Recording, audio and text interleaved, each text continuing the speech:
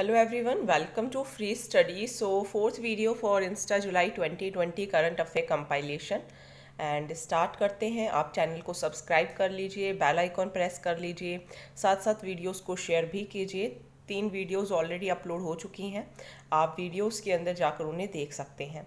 So let's start. आज हम topics करेंगे। सबसे पहले statutory, regulatory and various quasi judicial bodies. So first topic इसके अंदर है, do we need a fiscal council. तो क्या हमें फिस्कल काउंसिल की ज़रूरत है? सो फिस्कल काउंसिल होती क्या है? फिस्कल काउंसिल मतलब इंडिपेंडेंट पब्लिक इंस्टीट्यूशंस जिनका एम होता है कि वो जो भी कमिटमेंट्स की गई हैं उनको मजबूत करना to sustainable public finances through various functions including public assessments of fiscal plans and performance, और उनका इवैल्यूएशन करना, चाहे फिर वो कोई मैक्रो इकोनॉमिक या कोई बजटरी फोरकास्ट हो।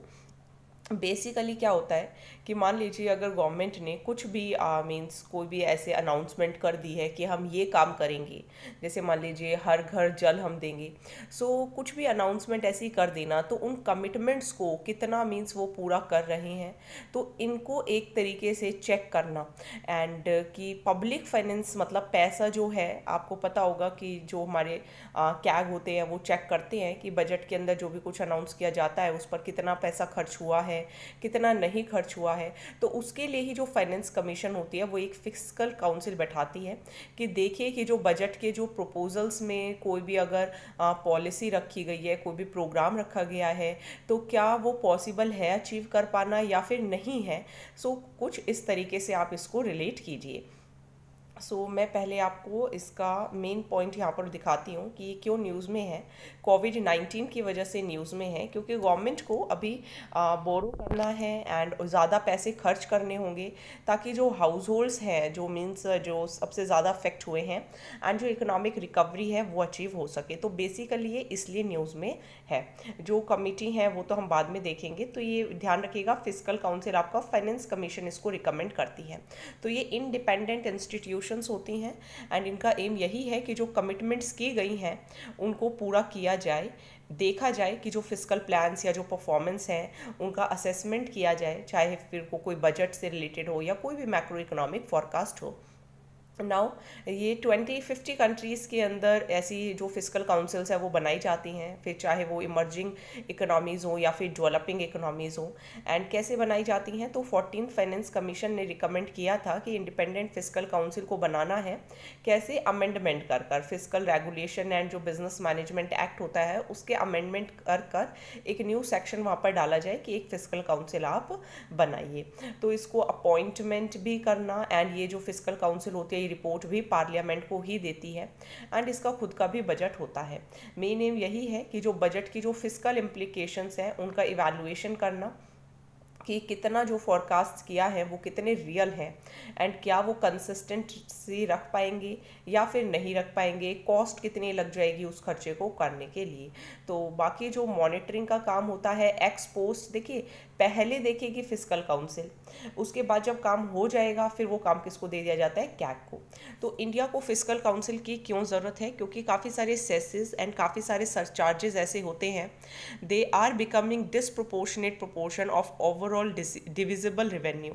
मीन्स कुछ ना कुछ ऐसा प्रॉब्लम हो जाती है कि पैसे की कभी कमी पड़ जाती है जिसकी वजह से सप्लीमेंट्री ग्रांट्स वगैरह देने पड़ते हैं। मतलब काफ़ी सारे सेसेस या जो काफ़ी सारे चार्जेस हैं वो प्रोपोर्शनेट नहीं है, डिसप्रोपोर्शनेट है। एंड कुछ मैकेनिज्म ऐसा होना चाहिए कि एक ऐसी प्रोसेस बन सके जो कि अच्छी हो एंड जो भी काम लिया जा रहा है उसको पूरा कर पाए। There is a need to coordination between the finance commission as well as the GST council. GST council को देखो कोई क्ल्यू नहीं होता कि फाइनेंस कमीशन जो है वो क्या कर रही है, एंड फाइनेंस कमीशन जो है उसके पास भी बहुत कम क्लियर होता है कि जीएसटी काउंसिल क्या कर रही है। दोनों के बीच में कोऑर्डिनेशन ये फिस्कल काउंसिल बैठा सकती है। अगर हम स्टेट गवर्नमेंट की लायबिलिटीज़ के बारे में बात करें तो आर्टिकल 293 सबसेक्शन 3 जो है वो बोरोइंग्स के ऊपर कॉन्स्टिट्यूशनल चेक भी रखता है कि कितनी जो गवर्नमेंट है वो बोरोइंग्स ले रहे हैं, बट सेंटर कितनी बोरोइंग्स ले रहा है उस पर कोई रेस्ट्रिक्शन नहीं है। फिस्कल काउंसिल उस पर भी चेक रखने में कहीं ना कहीं तक जो सक्षम है वो हो पाएगा। सो कोविड-19 की वजह से जो डेप्ट है, बट दैट विल मीन, क्योंकि कोविड-19 की वजह से जो गवर्नमेंट है उसको भी पैसा चाहिए ताकि वो हाउस होल्ड्स को हेल्प कर सके, इकोनॉमिक रिकवरी कर सके एंड ग्रोथ करनी है। So that's why expert committees कुछ ध्यान रखिएगा, इन्होंने इनका रिकमेंडेशंस दिया था। 2017 में बैठी थी NK सिंह कमेटी, इन्होंने कहा था कि जो फिस्कल रूल्स है उनका रिव्यू करना चाहिए। फाइनेंस मिनिस्ट्री ने बैठाई थी कि फॉरकास्ट को देखिए, एडवाइस कीजिए गवर्नमेंट को कि क्या कंडीशंस हैं एंड मींस किस तरीके से फिस्कल रूल्स को हम बना सकते हैं। 2018 में DK श्रीवास्तव कमेटी, इसे इस्टेब्लिश किया था नेशनल स्टैटिकल कमीशन ने। दोबारा इन्होंने भी यही सजेस्ट किया था कि एक फिस्कल काउंसिल को इस्टेब्लिश कीजिए जो गवर्नमेंट को कोऑर्डिनेट करे गवर्नमेंट लेवल्स पर एंड पब्लिक सेक्टर बोरिंग्स की रिक्वायरमेंट्स भी देख सके। तो जो रिकमेंडेशंस थी ये सेम ही रिकमेंडेशंस थी जो 13th and 14th finance commission ने भी दी थी।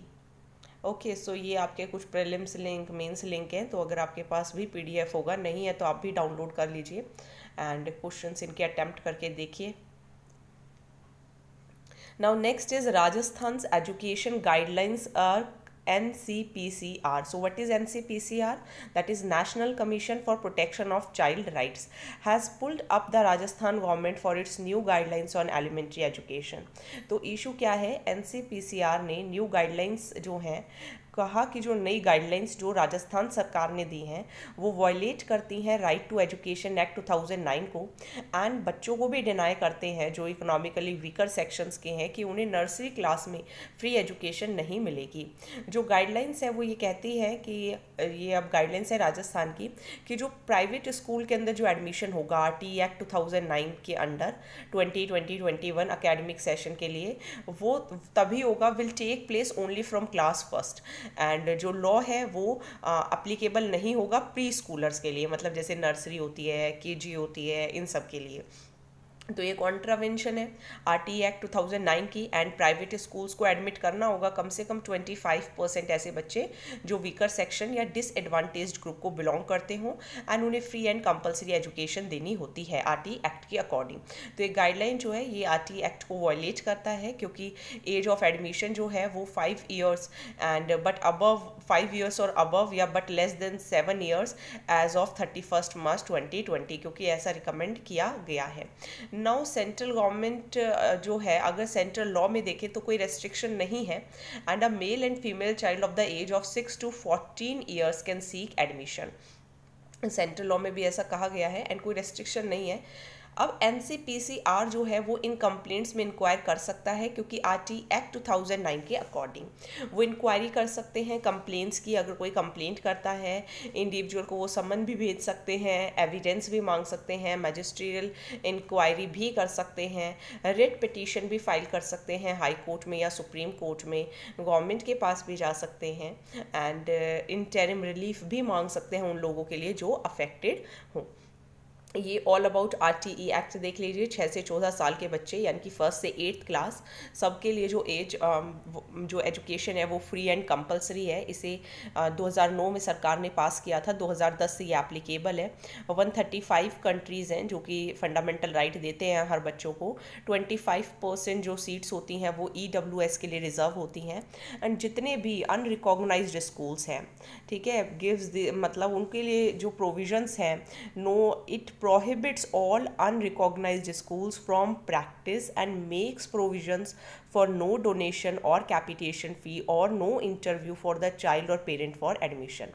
ठीक है, तो जो अनरिकॉग्नाइज्ड स्कूल्स हैं उनके लिए ज़रूरी नहीं है कि वो ये सब अरेंजमेंट करें। नाउ कोई भी चाइल्ड पीछे ना रह जाए उसके लिए ये ज़रूरी है एंड बोर्ड तो एग्जामिनेशन तो पास करना ही होगा।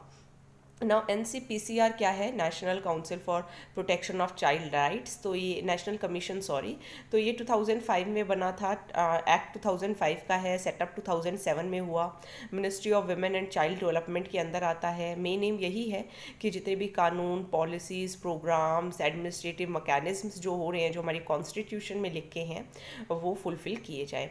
इसकी कंपोजिशन ध्यान रखिएगा, तो इसके अंदर एक चेयरपर्सन होता है एंड 6 मेंबर्स होते हैं, बहुत इंपॉर्टेंट है, जिनमें से 2 क्या होने चाहिए, विमेन होनी चाहिए। So very important and all of them जो सभी हैं वो सेंट्रल गवर्नमेंट अपॉइंट करती है 3 साल के लिए।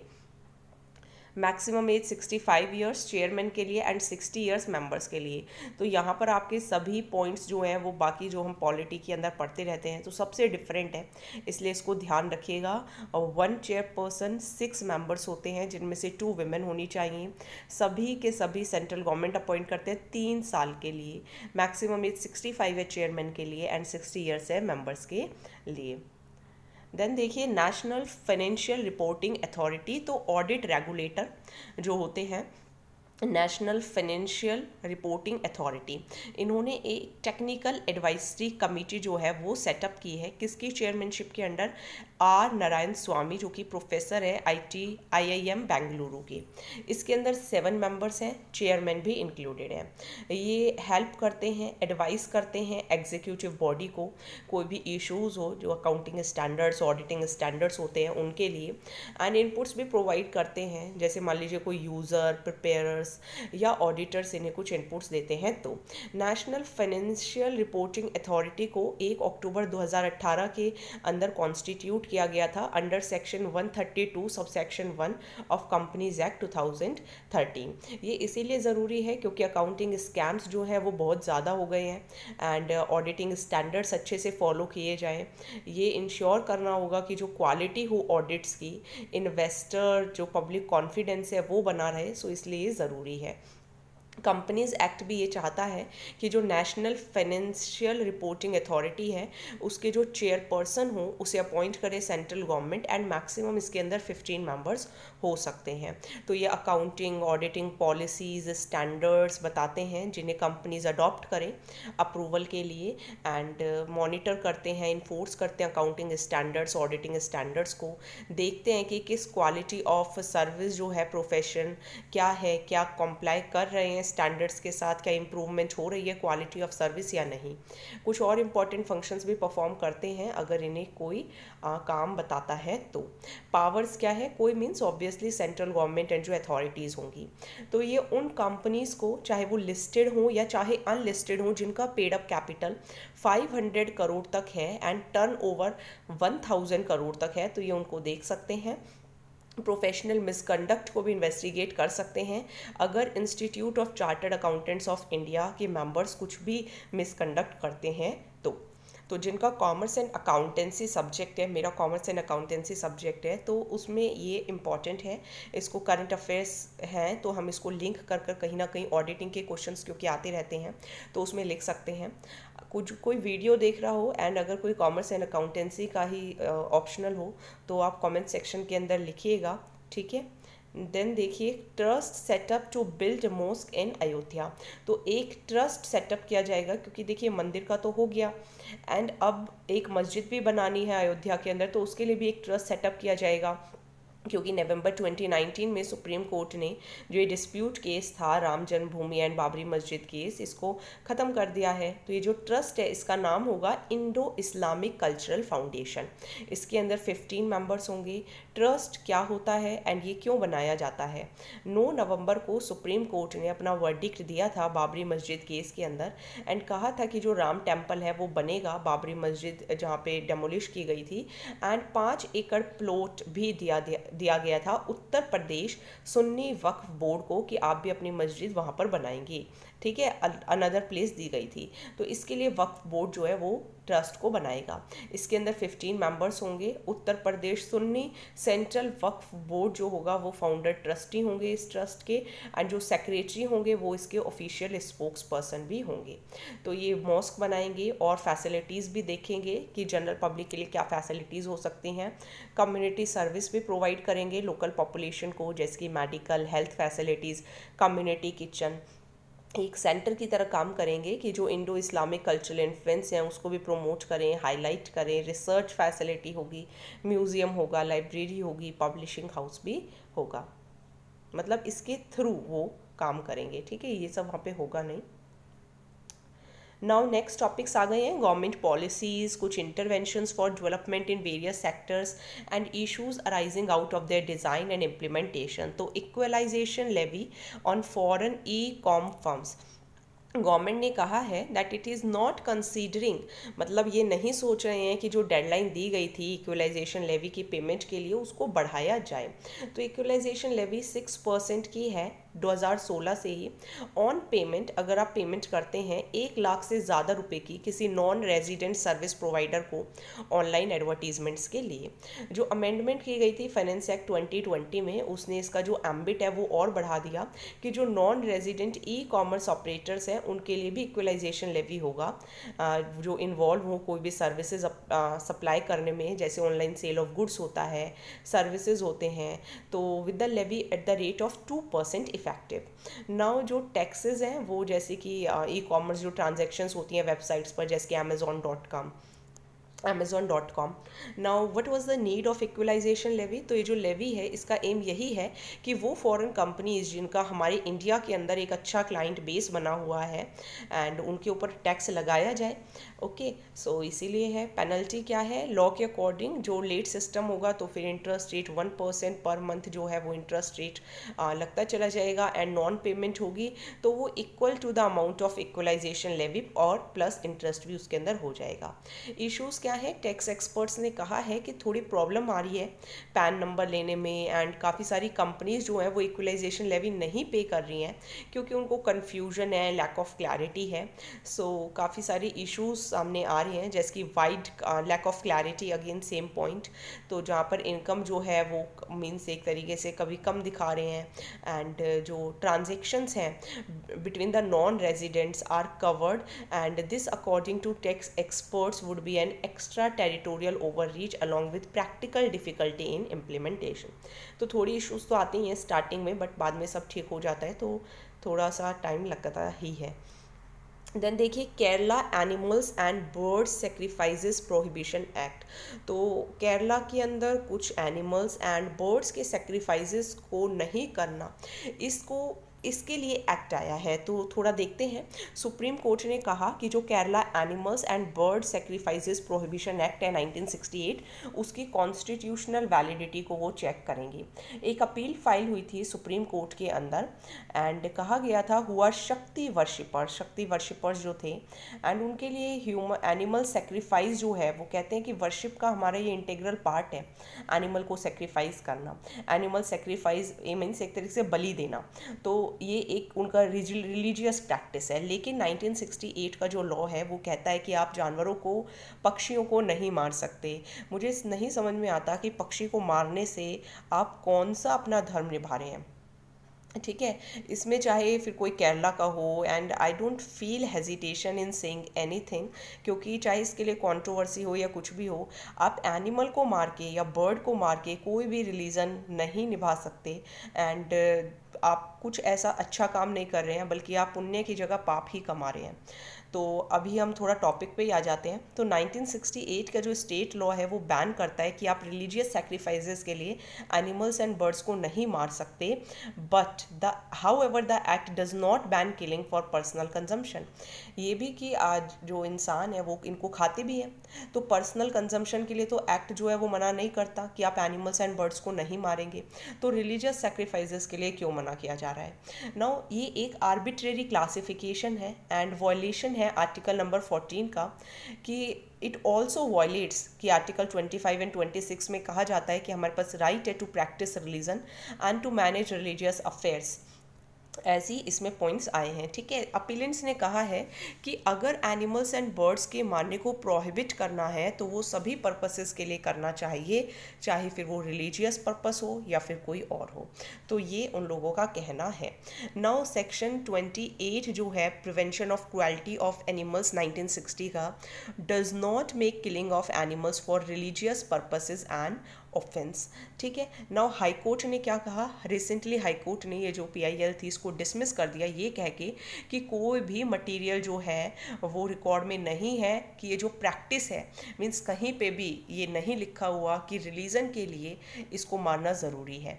नाउ हाई कोर्ट ने कहा है कि प्रिवेंशन ऑफ क्रुएल्टी जो एक्ट है उसके अंदर कहीं भी वर्ड सेक्रीफाइस नहीं लिखा हुआ है, so you can not ask for article number 25 and 26।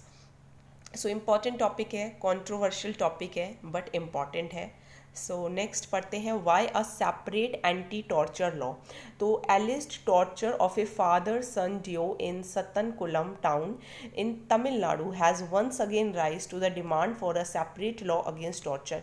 ये हमने कल भी पढ़ा था कि क्या पुलिस रिफॉर्म्स में ज़रूरत है या नहीं है। इतना टॉर्चर किसी को किया जाता है फादर एंड सन को तमिलनाडु के सतनकुलम के अंदर कि वो मीन्स एक तरीके से इतने परेशान हो जाते हैं दैट कि ना मीन्स जुडिशरी पे विश्वास है ना पुलिस रिफॉर्म्स पर विश्वास है। सो टॉर्चर क्या होता है? टॉर्चर कहीं भी आईपीसी में डिफाइन नहीं है। हाँ, हर्ट और ग्रीवियस हर्ट जो हैं वो लिखे हुए हैं। हर्ट का मतलब है, हर्ट के अंदर मेंटल टॉर्चर भी नहीं है, ठीक है। इंडियन कोर्ट्स ने जो है psychic torture, environment coercion, interrogative prolixity, overbearing and intimidatory methods इस तरीके के यूज़ करे हैं जिनको सिर्फ लॉयर्स ही समझ सकते हैं एंड समझा सकते हैं। वॉलंटरली अगर आप किसी को हर्ट करते हैं, टू एक्सटॉर्ट कन्फेशन, ये भी कोड में लिखा हुआ है। सुप्रीम कोर्ट कैसे डील करता है? DK Basu versus state of West Bengal case के अंदर कोर्ट ने गाइडलाइंस इशू की थी कि जो पुलिस है वो गाइडलाइंस फॉलो करेंगे अरेस्ट एंड डिटेंशन करते हुए वक्त। Nilavati Behera versus state of, इसको देखिए आप उसमें भी यूज़ कर सकते हैं जो आपका जो विकास दुबे वाला केस था, तो उसके अंदर आप ये मेंस में ये पॉइंट्स लिख सकते हैं। Nilavati Behera versus state of Orissa case के अंदर भी कहा गया था कि जो स्टेट है that could no longer escape liability in public law and उनको भी कॉम्पनसेशन पे करना होगा। सिमिलरली कोर्ट ने काफ़ी सारे केसेस के अंदर देखा है कि जो पुलिसमैन होते हैं वो गिल्टी होते हैं एंड डेथ के लिए।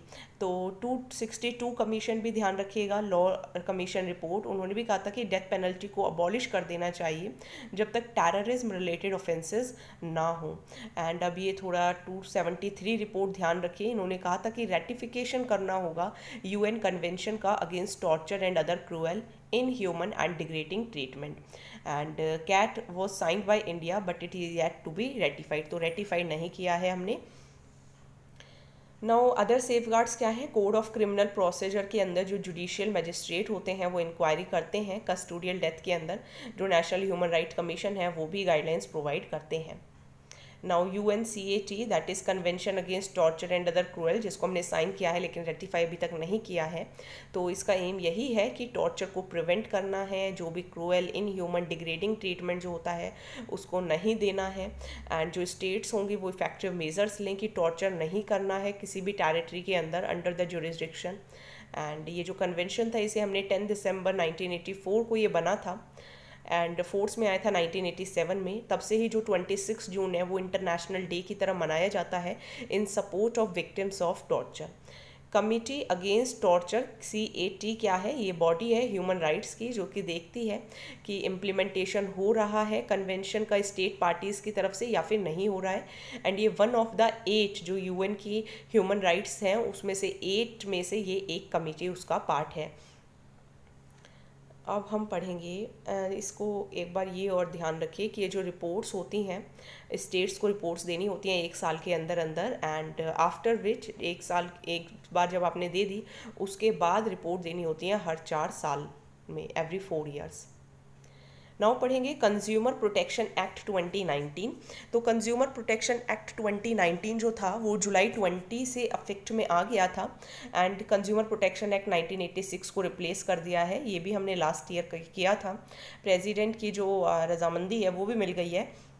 कंज्यूमर कोई भी पर्सन जो गुड्स लेता है, सर्विसेज लेता है कंसिडरेशन के लिए, वो पर्सन नहीं आता जो कोई भी सामान खरीदे दोबारा बेचने के लिए। ओके, कोई भी ट्रांजैक्शंस आप किसी भी मोड से आपने की हो, ऑफलाइन की हो, ऑनलाइन की हो, टेली शॉपिंग से की हो, मल्टी लेवल मार्केटिंग की हो। ओके, नाउ 6 कंज्यूमर राइट्स हैं इसके अंदर। Right to safety, right to be informed, right to choose, right to be heard, right to seek redressal, right to consumer education. Central consumer protection authority इसको set up करते हैं central government ताकि consumers के rights को promote, protect and enforce किया जा सके। अगर कोई कंज्यूमर राइट्स को वायलेट करता है, अनफेयर ट्रेड प्रैक्टिसेस करता है, मिसलीडिंग एडवर्टीजमेंट्स करता है तो उसको भी ये रेगुलेट करते हैं। इसके अंदर एक इन्वेस्टिगेशन विंग भी होती है जिसके हेड होते हैं डायरेक्टर जनरल जो कि इनके वायलेशंस को इन्वेस्टिगेट एंड इंक्वायर करते हैं। कॉम्पनसेशन बढ़ा दिया गया है। CCPA जो है वो मैन्युफैक्चरर पर या फिर एंडोर्सर पर पेनल्टी लगा सकते हैं 10 लाख रुपए तक की, एंड 2 साल की सज़ा भी हो सकती है अगर फॉल्स या मिसलीडिंग एडवर्टीजमेंट दी। और अगर लगातार क्राइम करते रहे तो जो फाइन है वो 50 लाख हो जाएगा, एंड इम्प्रिजनमेंट कितनी हो जाएगी, 5 साल। इंपॉर्टेंट है, पहले 10 लाख 2 साल था, अब 50 लाख 5 साल है अगर सब्सिक्वेंट ऑफेंस किया तो। कंज्यूमर डिस्प्यूट रिड्रेसल कमीशन क्या होती है, ये तीनों लेवल्स पे बनती हैं, डिस्ट्रिक्ट लेवल पर भी, स्टेट लेवल पर भी, नेशनल लेवल पर भी। अगर कंज्यूमर के साथ कोई भी अनफेयर या रेस्ट्रिक्टिव ट्रेड प्रैक्टिस हुई है, कोई भी उनको गलत गुड्स एंड सर्विसेज दे दिए हैं, ज़्यादा प्राइस चार्ज कर दिए हैं, या कोई ऐसा गुड दे दिया है जो हैजार्डियस हो लाइफ के लिए या सेफ्टी के लिए, तो दैट्स वाई। नाउ अपील्स क्या है, कंप्लेंट जो हैं वो अपील करनी होती हैं डिस्ट्रिक्ट की। अगर अगेंस्ट अपील है तो वो स्टेट में करेंगे, स्टेट के अगेंस्ट है तो नेशनल में। फाइनल अपील जो होती है वो सुप्रीम कोर्ट के अंदर होती है। जो डिस्ट्रिक्ट है वो 1 करोड़ तक के केसेस देखते हैं, स्टेट 1 करोड़ से 10 करोड़ तक के, 10 करोड़ से ज़्यादा हो तो नेशनल। नाउ मीडिएशन करा सकते हैं जो कंज्यूमर कमीशंस हैं, तो इसके अंदर भी एक सिलेक्शन कमेटी होती है जिसे प्रेसिडेंट ही बनाते हैं। एंड कोई भी अपील जो है अगेंस्ट सेटलमेंट नहीं हो सकती through mediation. Now consumer protection act 2019 का ई कॉमर्स प्लेटफॉर्म्स पर क्या असर हुआ, तो ई कॉमर्स पोर्टल्स को कंज्यूमर रिड्रेसल मैकेनिज्म जो है वो सेटअप करना होगा, क्योंकि ये रूल्स में लिखा हुआ है। एंड उन्हें ये भी मेंशन करना होगा कि इस कंट्री से जो ये प्रोडक्ट बना है, ताकि कंज्यूमर को पूरी इन्फॉर्मेशन मिल सके कि ये प्रोडक्ट कहाँ का है। एंड ई कॉमर्स प्लेटफॉर्म्स पर यह भी एक्नॉलेज करना होगा कि कंज्यूमर कंप्लेंट को विद इन 48 आवर्स देखा जाए एंड उस कंप्लेंट को विद इन 1 मंथ रिड्रेस भी किया जाए। प्रोडक्ट लायबिलिटी, जो मैन्युफैक्चरर या फिर प्रोडक्ट सर्विस प्रोवाइडर या फिर प्रोडक्ट सेलर हैं वो रिस्पॉन्सिबल होते हैं अगर कोई इंजरी हो जाती है किसी डिफेक्टिव प्रोडक्ट की वजह से या सर्विसेज में डेफिशिएंसी की वजह से। Now e commerce sites must state country of origin. अभी देखिए हमने ऊपर ही पढ़ा कि आपको ये लिखना पड़ेगा ई कॉमर्स सेलर्स को कि ये जो प्रोडक्ट है वो कहाँ से बना है। तो इसमें सभी ई कॉमर्स एंटिटीज़, चाहे वो अमेजोन हो, फ्लिपकार्ट हो, स्नैपडील हो, उनके लिए मैंडेटरी कर दिया है कि आपको इम्पोर्टेड प्रोडक्ट्स पर ये लिखना होगा कि कंट्री ऑफ ऑरिजिन क्या है। नाउ ये इसी वजह से आया क्योंकि हमारी जो इकोनॉमी है वो सफ़र ना करे, एंड मैन्युफैक्चरिंग कंट्री को हमें थोड़ा बढ़ाना होगा, एंड इसके लिए लीगल प्रोविजंस एक्ट्स भी ध्यान रखिएगा। लीगल मेट्रोलॉजी एक्ट है 2009 का, लीगल मेट्रोलॉजी रूल्स है 2011 के। देन इन्फोर्समेंट करना होगा इन एक्ट्स को एंड इन रूल्स को, एंड जहाँ पे भी वायलेशंस हों तो एक्शन लेना होगा। कंज्यूमर प्रोटेक्शन एक्ट 2019 अभी मैंने आपको पढ़ाया था। इशूज़ क्या हैं, मोस्टली जो काफ़ी ई कॉमर्स साइट्स हैं वो ऐसे काम करती हैं मार्केट प्लेस बेस्ड, सो वो इंटरमीडियरी की तरह बेसिकली काम करते हैं, क्योंकि अमेजोन पे आप भी अपना कोई भी प्रोडक्ट बेच सकते हैं, आप लिस्ट कीजिए एंड उसको कोई खरीदेगा तो आप सप्लाई कर दीजिए। तो ये इंटरमीडियरी की तरह काम करते हैं एक तरीके से, काफ़ी प्रोडक्ट्स ऐसे होते हैं। तो इसलिए कंट्री ऑफ ऑरिजिन ज़रूर बताइए कि ये पता चल सके कि हम कहाँ का प्रोडक्ट खरीद रहे हैं। So how ever they have not made it mandatory, लेकिन जो लॉ है does not mandate a disclosure of the country of origin in case of, अगर इंडिया का मैन्युफैक्चर्ड गुड है तो उसके लिए बताना ज़रूरी नहीं है, लेकिन अगर किसी और कंट्री का बना हुआ है तो बताना पड़ेगा। Okay, now general financial rules, तो गवर्नमेंट ने जनरल फाइनेंशियल रूल्स 2017 के अमेंड किए हैं, जिसमें कुछ रेस्ट्रिक्शंस लगाई जाएंगी पब्लिक प्रोक्यूरमेंट पर फ्रॉम बिडर्स ऑफ कंट्रीज जो कि लैंड बॉर्डर शेयर करते हों विद इंडिया। नाउ अमेंडमेंट्स के अकॉर्डिंग जो भी बिडर्स होंगे इन कंट्रीज़ के वो तभी एलिजिबल होंगे अगर वो रजिस्टर्ड हैं किसके under, with the registration committee constituted by department of promotion of industry and internal trade. इनको मैंडेटरी पॉलिटिकल एंड सिक्योरिटी जो क्लियरेंस है वो लेना होगा external affairs and home ministry से। एक्सेप्शंस क्या हैं, एक्सेप्शंस मेडिकल सप्लाईज जो हैं, कोविड मेडिकल सप्लाईज उनको मिलेगा 31 दिसंबर तक, एंड प्रायर रजिस्ट्रेशन उन कंट्रीज़ के लिए अप्लाई नहीं होगा जहाँ पे गवर्नमेंट जो है वो अपने कुछ क्रेडिट या फिर डेवलपमेंट असिस्टेंस प्रोवाइड करते हों, चाहे फिर वो लैंड बॉर्डर शेयर करते हों इंडिया से। इसका थोड़ा बैकग्राउंड जानते हैं। ये जो मेजर्स हैं ये उन स्टेप्स को फॉलो कर रहे हैं जो कि लास्ट कुछ महीनों में लिए गए हैं, ताकि जो चाइनीज़ प्रोडक्ट्स या जो इन्वेस्टमेंट्स हैं इंडिया के अंदर वो ना आ पाए। 23 जून को गवर्नमेंट ने मैंडेटरी कर दिया था सेलर्स के लिए कि जो भी ई मार्केट प्लेस पोर्टल हैं वो क्लैरिफाई करें कि कंट्री ऑफ ऑरिजिन क्या है, ये मैंने अभी आपको बताया है। अप्रैल के अंदर गवर्नमेंट ने FDI रूल्स को भी अमेंड कर दिया है, जहाँ पर ये मैंडेट कर दिया है कि इन्वेस्टमेंट भी अगर आपको करनी है तो आपको अप्रूवल लेना होगा उन एंटिटीज़ से इन कंट्रीज जो कि लैंड बॉर्डर शेयर करते हों इंडिया से। तो GFR ग्लोबल फाइनेंशियल रूल्स वो सेट ऑफ रूल्स होते हैं जो कि डील करते हैं उन मैटर से जिसके अंदर पब्लिक फाइनेंस इन्वॉल्व होता है। ये 1947 में इशू किए गए थे। जनरल रूल्स बताते हैं which are applicable to ministries, departments and detailed instructions बताते हैं for the procurement of goods and all. Now new education policy आप सब ने सुनी होगी, पढ़ी भी होगी, तो हम भी थोड़ा देख लेते हैं। तो पहली new education policy in 34 years has been brought out. Now union cabinet ने भी इसको हामी दे दी है। अब जो न्यू एजुकेशन पॉलिसी है उसके थ्रू एक ऐसा एजुकेशन सिस्टम बनाना है जिसमें इंडियन इथोस को भी मीन्स ध्यान दिया जाए एंड इंडिया को इस तरीके से बिल्ड करना है कि ग्लोबल नॉलेज सुपर पावर हम बने एंड हमारे पास हाई क्वालिटी एजुकेशन हो। एक पैनल हेड किया किसने? फॉर्मर ISRO चीफ के कस्तूरी रंगन जी ने। उन्होंने एक ड्राफ्ट सबमिट किया था दिसंबर 2018 में एंड फिर लोकसभा इलेक्शन के बाद उसको पब्लिक भी कर दिया गया। तो पब्लिक स्पेंडिंग करनी है एजुकेशन पर स्टेट्स को एंड सेंटर ने भी जो 6% ऑफ GDP है अब वो नेशनल एजुकेशन पॉलिसी पे खर्च किया जाएगा। अब देखिए जो मिनिस्ट्री ऑफ HRD, पहले एक्चुअली में ये एजुकेशन मिनिस्ट्री थी लेकिन फिर इसका नाम बदलकर HRD मिनिस्ट्री कर दिया गया था। अब दोबारा से कहा गया है कि मिनिस्ट्री ऑफ HRD का नाम बदल के इसको मिनिस्ट्री ऑफ एजुकेशन ही रखेंगे, मतलब मिनिस्टर ऑफ एजुकेशन ही रखेंगे। नाउ डिजिटल एजुकेशन, डिजिटल तो बहुत चलता रहता है, तो एक ऑटोनॉमस बॉडी बनाई जाएगी जिसे कहेंगे नेशनल एजुकेशनल टेक्नोलॉजी फोरम, जो कि इसलिए बनाई जाएगी कि टेक्नोलॉजी को यूज़ करना सिखाएं ताकि लर्निंग अच्छी हो, असेसमेंट अच्छी हो। अब आप ही देखिए, आप भी कैसे पढ़ रहे हैं, डिजिटल एजुकेशन ही ले रहे हैं, ठीक है। अब चाहे PDF हमने डाउनलोड किया हो, अगर आपको क्विज भी करनी है तो आप सब इसके अंदर ऑनलाइन कर सकते हैं। तो अगर यही चीज़ थोड़े स्कूल लेवल से सिखा दी जाएगी तो थोड़ा और अच्छा रहेगा। सेपरेट टेक्नोलॉजी जो है, डिजिटल एजुकेशन रिसोर्सेज प्रोवाइड किए जाएंगे, डिजिटल इंफ्रास्ट्रक्चर बनाया जाएगा, कैपेसिटी बिल्डिंग पर ध्यान दिया जाएगा। अब इसके लिए टीचर्स को भी पढ़ाना होगा, तो टीचर एजुकेशन से रिलेटेड 2030 तक 2030 तक जो मिनिमम डिग्री क्वालिफिकेशन होगी टीचिंग की वो होगी 4 year integrated B.Ed degree. Now teachers को ट्रेनिंग देनी होगी कि ऑनलाइन एजुकेशनल मेथड्स कैसे होते हैं, उन्हें भी सिखाना होगा ताकि डिजिटल डिवाइड कम हो सके। स्कूल एजुकेशन में अब ध्यान रखिएगा 2025 तक pre primary education, pre primary होती है 3 to 6 ईयर्स, उसको यूनिवर्सलाइज करना है। प्री स्कूल से सेकेंडरी लेवल तक 100% ग्रॉस एनरोलमेंट रेशो करनी है 2030 तक। ध्यान रह जाएगा, पहले प्री प्राइमरी 2025 तक, फिर प्री स्कूल से सेकेंडरी लेवल 2030 तक। एक नया स्कूल करिकुलम जिसके अंदर कोडिंग होगी, वोकेशनल स्टडीज़ भी सिखाई जाएंगी क्लास 6 से। मदर टंग क्लास 5 तक चाइल्ड की मदर टंग जो होगी वही मीडियम ऑफ इंस्ट्रक्शन होगा। एक नया करिकुलम फ्रेमवर्क इंट्रोड्यूस किया जाएगा जिसके अंदर pre school and anganwadi years भी शामिल किए जाएंगे। एक नेशनल मिशन जो होगा on foundational literacy and numeracy, ये देखेंगे कि जो क्लास 3 लेवल के जो बच्चे हैं बाय 2025 उनको बेसिक स्किल्स आए। बोर्ड एग्जाम्स को इजी किया जाएगा, रीडिज़ाइन किया जाएगा। जो एग्ज़ाम्स होंगे वो कोर कॉम्पिटेंसीज चेक करेंगे, मेमोराइजिंग फैक्ट्स चेक नहीं करेंगे एंड स्टूडेंट्स जो होंगे वो अलाउड होंगे कि वो एग्ज़ाम को 2 बार ले सकते हैं। This is very important.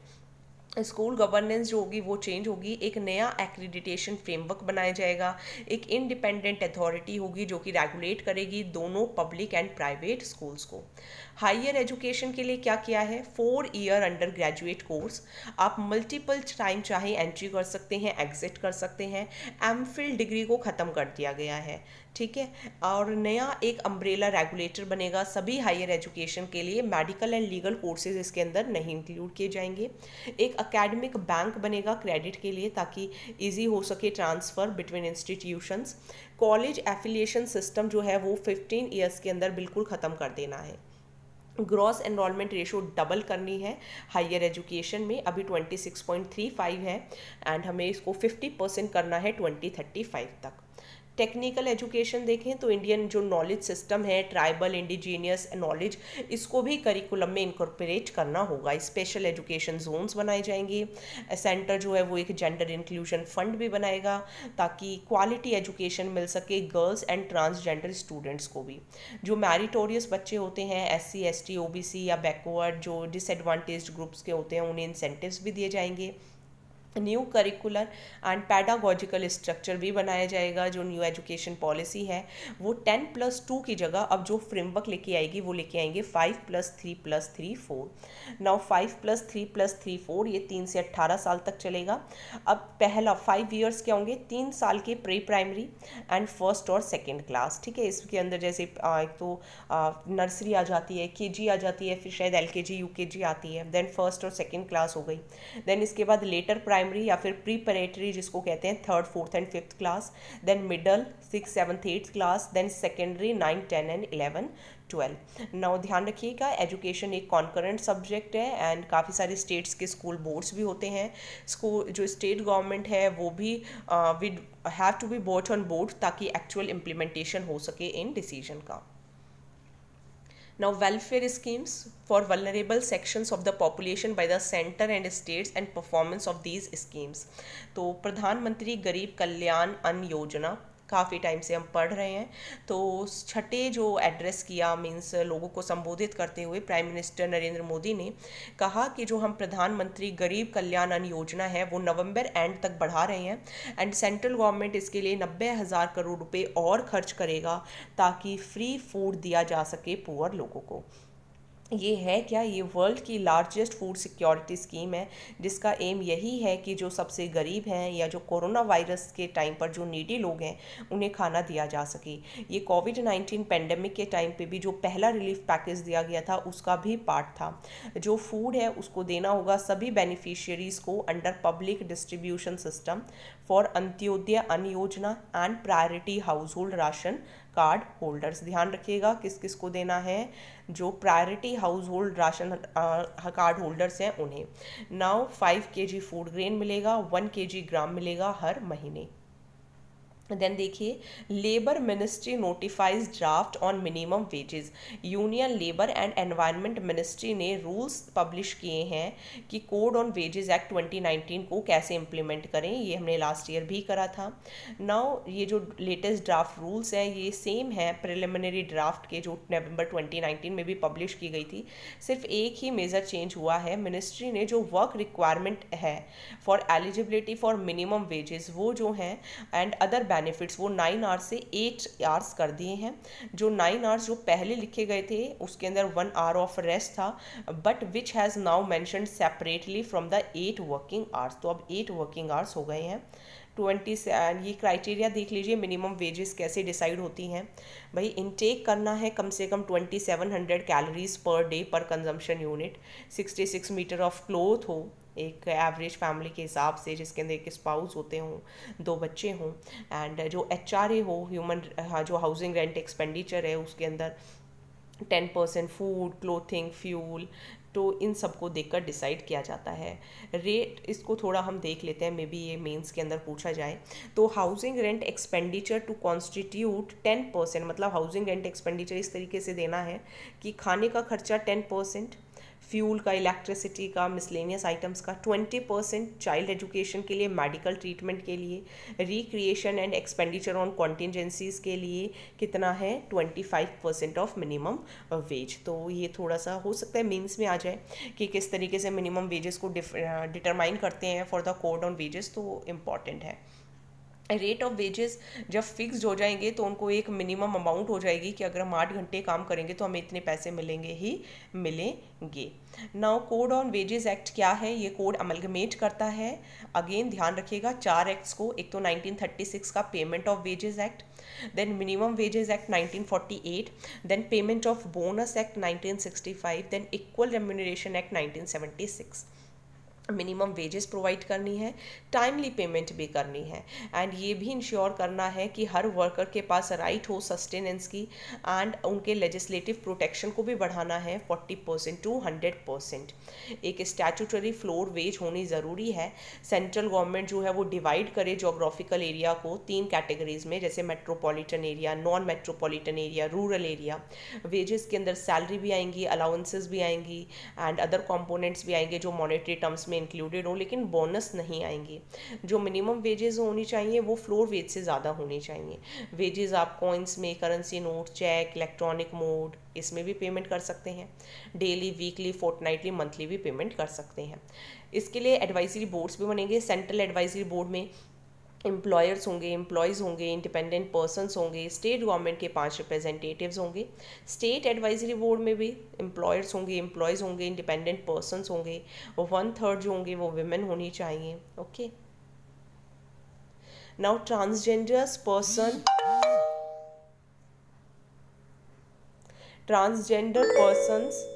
Act 2019, तो ये भी हमने लास्ट ईयर किया था। तो ये क्या है, after facing flag from the transgender community, कौन सेंटर ने डिसाइड किया है कि जो मेडिकल एग्जामिनेशन की ज़रूरत है उन लोगों के लिए जो सर्टिफिकेट ऑफ आइडेंटिटी चाहते हैं, क्योंकि लास्ट ईयर हमने करा था कि ट्रांसजेंडर पर्सन्स एक्ट 2019 पास हो गया है। तो यहाँ पर इसका ओवरव्यू देखते हैं रूल्स 2020 का। सभी एजुकेशनल इंस्टीट्यूशंस एक कमेटी बनाएंगे जहाँ पे ट्रांसजेंडर पर्सन जो है वो अप्रोच कर सकते हैं for any kind of harassment and discrimination. जो एप्रोप्रिएट गवर्नमेंट होगी उसको एडिक्वेट स्टेप्स भी लेने होंगे कि डिस्क्रिमिनेशन नहीं करना है। स्टेट रिस्पॉन्सिबल होगा कि टाइमली प्रोसिक्यूशन हो इंडिविजुअल्स का अंडर सेक्शन 18, एंड अगर किसी ने गलती की है तो उसको पनिशमेंट मिलेगी 6 महीने की सज़ा, एंड वो 2 साल तक भी बढ़ सकती है। एक ट्रांसजेंडर प्रोटेक्शन बिल भी बनेगा under the district magistrate and DGP, ताकि उनके जो केसेस हैं ऑफेंसेस के उनको देखा जा सके।